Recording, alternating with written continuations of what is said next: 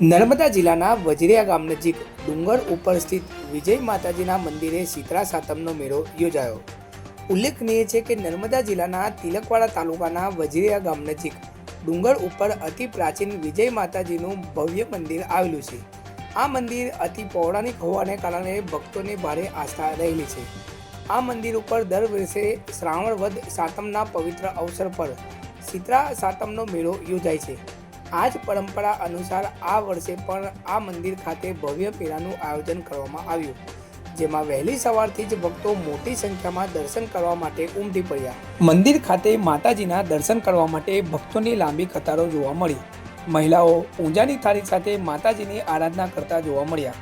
શ્રદ્ધાળુઓ વિજય માતાજીના દર્શન કરીને પરિવારની સુખ શાંતિ અને સમૃદ્ધિ માટે પ્રાર્થના કરી। આ અતિ પ્રાચીન વિજય માતાજીનું મંદિર વર્ષોથી લોકોની આસ્થાનું કેન્દ્ર રહેલું છે। શીતળા સાતમના અવસર પર દૂર દૂરથી ભક્તો માતાજીના દર્શન કરવા માટે ઉમટી પડ્યા અને માતાજીના દર્શન કરીને ધન્યતાનો અનુભવ કર્યો। શીતળા સાતમ સાથે જોડાયેલી પરંપરા અનુસાર ભક્તોએ ઠંડા ભોજનની પ્રસાદી પર ગ્રહણ કરી માતાજીના આશીર્વાદ મેળવ્યા। ભક્તિ, પરંપરા અને લોક ઉત્સવનો અનોખો સંગમ જોવા મળતા વજરિયા ખાતે શીતળા સાતમના મેળામાં લોકો માટે આસ્થા અને આનંદનું કેન્દ્ર બન્યું।